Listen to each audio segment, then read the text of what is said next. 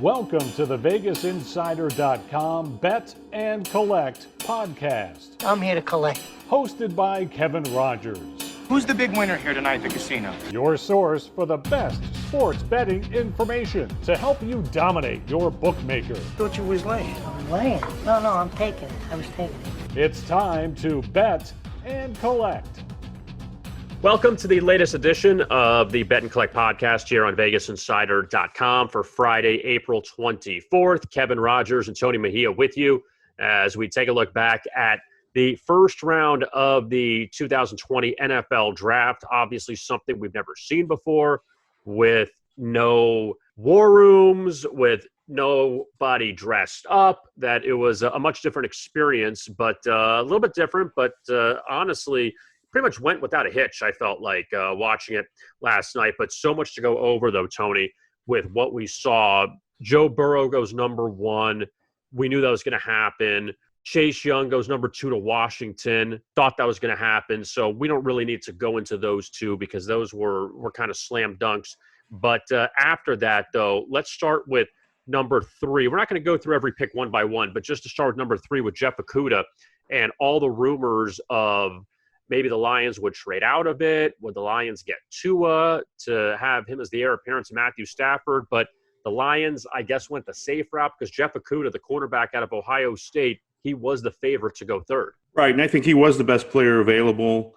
Certainly reading from reports out of Detroit, they had a number of conversations and just decided to stay put. I think that's a credit to what the Dolphins were able to do, just creating enough uncertainty to end up staying put at 5 and grabbing Tua Tagovailoa the way they wanted. And I think that ultimately crafted what we saw out of those first 5 picks outside of the Giants, who I thought reached for Andrew Thomas. The Giants go offensive line with Andrew Thomas out of Georgia at number 4. And then the Miami Dolphins, who had this mantra, tank for Tua, last year. And you would have expected the Dolphins to try to go 1-15 or 2-14 to get Tua Tagovailoa at number 1, but things happened as far as the Dolphins. After their bad start, they played better towards the end of the season.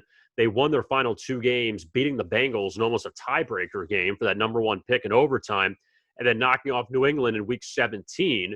And you said, well, now are they going to get Tua because they fell to 5th? And when it was all said and done, Tua, with all the question marks of his injuries that he suffered this past year at Alabama, still probably the most talented quarterback in this class. And the Dolphins had Tua in their lap. They grabbed him at number 5, cashed all those under 5.5 draft selection tickets, which skyrocketed the last few days. It felt like, would Tua slip to late in the first round? Would the Patriots get him? But he goes to number 5, and Tua is the second quarterback taken. And we'll see if he ends up being the best quarterback of this draft. Right, and credit to Greer and the Dolphins for not allowing fear to overcome them in making the selection. I mean, there's busts happen all the time, and if Tua fails, maybe it'll be physical, but I don't think it'll be because he wasn't gifted enough to be the second quarterback selected in this draft. I mean, I think you shoot for the stars in terms of a top 5 pick, and they did that in selecting Tua over Herbert. I thought that was the right move. And the Dolphins, who have Ryan Fitzpatrick as their starting quarterback now, you would think he'd be their starting quarterback to begin this season, assuming we have a season, that Josh Rosen was going to be the next guy in line as the Dolphins starting quarterback for the future last year. And Brian Flores gave him some opportunities last year, and it turned out he went back to Ryan Fitzpatrick. So the Rosen experiment is probably done. Tua is going to be the guy after Fitzpatrick retires, and Fitzpatrick right now is a good veteran quarterback to have, but we know he's not going to be the guy for the next 10 years, and Tua will be the guy in Miami now with Tom Brady, not New England. Your starting quarterbacks in the AFC East are, well, right now Ryan Fitzpatrick, but Tua will eventually be the starting quarterback. Then you have Sam Darnold with the Jets, you have Josh Allen with the Bills, and you have either Brian Hoyer or Jarrett Stidham in New England, so it's not that bad for the Dolphins. Meanwhile, in the AFC West, with Justin Herbert going to the Chargers, which was something we said a few weeks ago, Tony. I'm not going to say what we called it, but Justin Herbert out of Oregon, he ends up going to the Chargers. Phillip Rivers now at the Colts. So the Chargers a little bit up in the air with their starting quarterback position. But with Herbert, the over 5.5 cashed on that one. And it felt like I said with Tua that the number shot up with that. The number shot up on Herbert over 5.5. Right now, I can't say great pick or bad pick. I was really unsure if Herbert was going to go that high or have an Aaron Rodgers-like drop. Right, and I think the verdict's out on him. Who starts first, Tua or Herbert, and do either start before week 5? I think Justin Herbert starts first. I think because the Dolphins are comfortable with Ryan Fitzpatrick and he's got the locker room, I think that they know Tua is going to be the future, and if he is not 100%, there is zero reason to rush him. The Chargers, I don't know if Tyrod Taylor's the answer necessarily. I think Herbert would start because the Chargers don't have that guy. I'm not saying Fitzpatrick's Marino, but Fitzpatrick, at least, he's durable. And if you have to wait on Tua, even for a season, you wait on Tua. It's fine. He's still young. I'll say week 1, I expect only the top pick, Joe Burrow, to be out there as a starting quarterback. Well, I mean, Herbert could start in a few weeks when the season begins. I wouldn't say he start week 1, but as far as between Herbert and Tua, I think Herbert goes first. Okay, I agree with you. Now, let's look at the rest of the quarterbacks. I guess rest of the quarterback, because there's only one left, was Jordan Love. And speaking of the Dolphins, they traded with the Packers, and the Dolphins moved back a few picks later in the first round, and the Packers end up taking Jordan Love out of Utah State, and he ends up going with the 26th pick. That under a 4.5, which was minus 700 when it closed out, that cashed because we didn't see Jalen Hurts or Jacob Eason get drafted. So you had the under a 4.5, but a lot of people were questioning this pick with Jordan Love, since you have Aaron Rodgers there as the quarterback of the Packers, and would Love be the successor sooner than later? And a lot of people also said Green Bay had a lot of other holes to fill, but yet they traded up to get a backup quarterback when you already have an elite quarterback. Right. You had Josh Jones there, the tackle from Houston, who should go early in round 2. Could have been somebody that protects Aaron Rodgers in his latter years with Blagagon. You could have gone wide receiver with a number of options, then Mims and Michael Pittman Jr. that remain out there. So certainly if I'm Aaron Rodgers, I'm saying the right things publicly, but I'm annoyed. Now looking at the wide receivers, and the thoughts going into the draft were CeeDee Lamb, Jerry Jeudy, and Henry Ruggs III as the order for the first 3 receivers to be drafted. Now, that flipped around because Henry Ruggs III went 12th to the Raiders, the first receiver off the board. And then Jerry Jeudy, his teammate from Alabama, went 15th to the Broncos. And then the Cowboys took CeeDee Lamb out of Oklahoma at number 17. Now, if you bet on that prop, first 3 receivers to go in order, that was 20-1 odds to cash on that. So that was pretty good. And also the over-under draft position on CeeDee Lamb was 12.5. Took the over, was plus 205. So even though there were a lot of minus numbers out there for the first 10, 12 picks, you got some of those plus money numbers coming later in the first round. So I guess with all that being said, Tony, what were your thoughts on CeeDee Lamb not dropping, but as far as him falling to a pretty good situation in Dallas with the Cowboys? Yeah, CeeDee Lamb was the top receiver on my personal board. I thought he would go first. I thought, especially with concerns over Jerry Jeudy's knee, that would be a no-brainer. And I had him going 11th to the Jets, and I had Ruggs leapfrogging Jeudy and going 12th to the Raiders. So I actually hit that and gave out that prop at plus 600. So that was my big winner for the night. But shocking that Lamb fell to me. To the Cowboys, it's a great situation for him. I think that's an A+ for Dallas. And at that point, the Ruggs, Jeudy, Lamb combo, I had that almost backwards. So that's what most people had backwards. I think Henry Ruggs was 50-1 to be the top receiver taking that Caesars when the lines opened, and that obviously was bet down a little bit. But yeah, big winners on Henry Ruggs. I'll give you this one, Tony, because you were calling this, and I'm gonna prop you up here, that you said one of your big, or actually you gave it out on Thursday, but one of your big props you really liked, the best bet for the draft, was over on Big 12 players selected 3.5. The first Big 12 player taken was CeeDee Lamb at number 17. So you think there's no way that the Big 12 is going to get 4 players drafted starting at 17 with basically the second half of the first round. But it was CeeDee Lamb was the first one taken. Then it was Jalen Reagor, who we weren't sure if he'd go late in the first or early in the second, the receiver out of TCU. He got drafted by the Eagles. And then Kenneth Murray, the linebacker out of Oklahoma, went 23rd to the Chargers. And then the final two, Jordan Brooks, linebacker out of Texas Tech, he ends up going to Seattle at 27.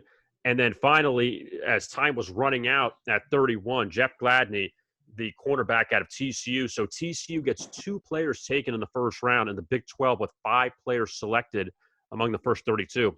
Right. I had Gladney as a first rounder, but essentially Reagor replaced Blacklock for me because I had Blacklock going in that first round, and then a nice surprise in the Seahawks going Jordan Brooks, who I did not anticipate going. But again, yeah, we ended up cashing that, and Kenneth Murray going obviously helped and was expected. But yeah, the Big 12 representative, the Big 10 got a couple of more picks than I anticipated. Rees ended up going in the first round, and then the big shocker was Damon Arnett going to the Raiders probably earlier than anybody expected. Well, speaking of that, Ohio State was 2.5 players taken in the first round, and that was leaning way under, even though you had 2 of the first 3 picks go from Ohio State with Chase Young and then with Jeff Okudah. And you didn't think another Ohio State player would be taken, but then another defensive player was taken in Damon Arnett, like you mentioned, to the Raiders at 19.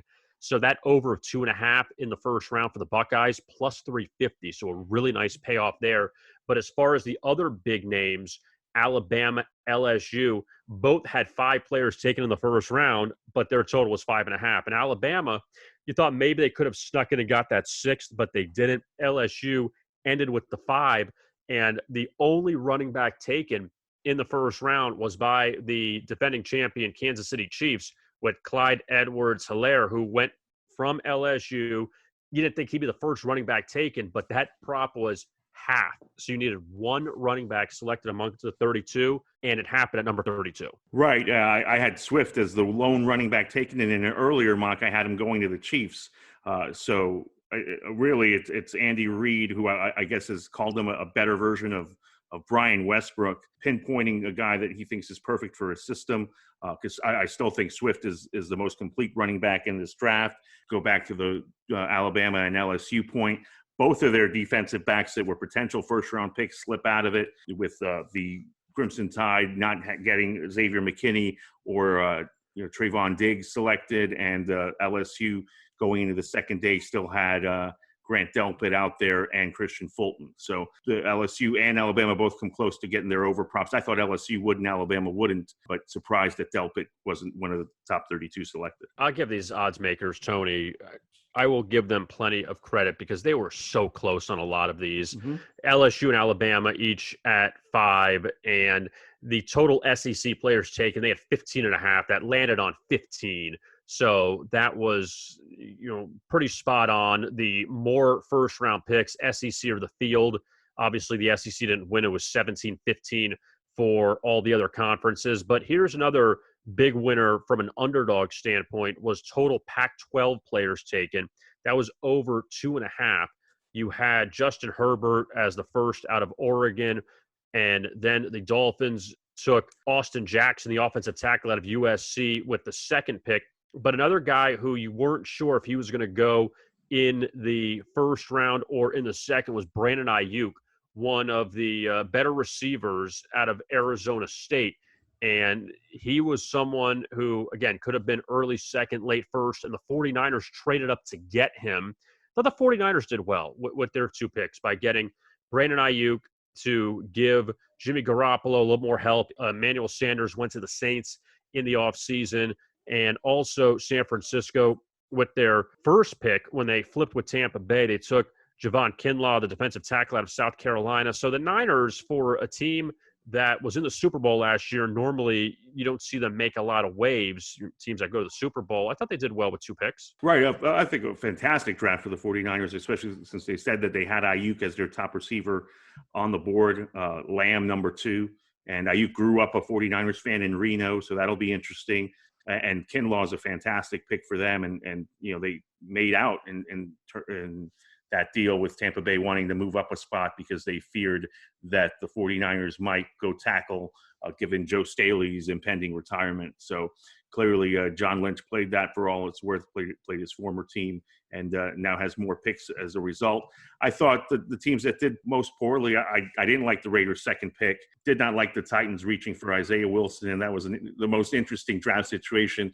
I don't know if you caught it, with everybody really had a draft that you couldn't make fun of from their living room, with the exception of Mike Vrabel, who had a bunch of kids in there, a bathroom situation going on in the background, and the team reached for a guard that probably plays immediately, but we'll see. I will say, from watching this, and all eyes were on this draft because of no NBA, no NHL, no Major League Baseball, more so than we've seen in years past, that now a lot of these coaches and executives, they see what it's like to work with kids at home now. Yeah, no doubt. And they get to see that, and you say, well, it's not as easy. It's just being in a war room, being left alone, like you normally do. But what did you think of the broadcast last night? Because as difficult as it is normally, by having 32 war rooms and having to put it together, to have all these different camera stuff, I thought they did a pretty good job considering nobody's ever done this before. Fantastic job given the circumstances, no question. You thought that it was going to be set up to fail given how long the first pick took.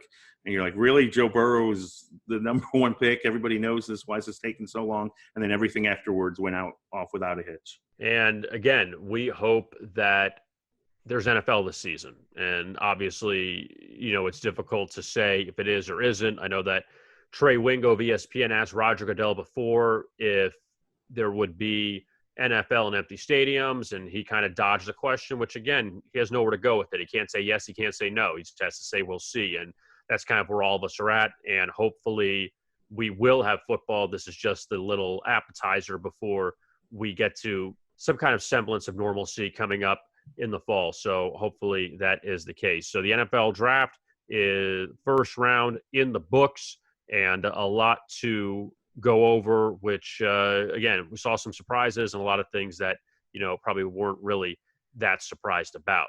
Don't forget to rate and subscribe to the podcast. You can find us on Spotify, Apple Play, and Google Play, as well as on Vegas Insider, and also on YouTube on our Vegas Insider channel. For Tony Mejia, I am Kevin Rogers. We appreciate you tuning into this edition of the Bet and Collect podcast right here on VegasInsider.com.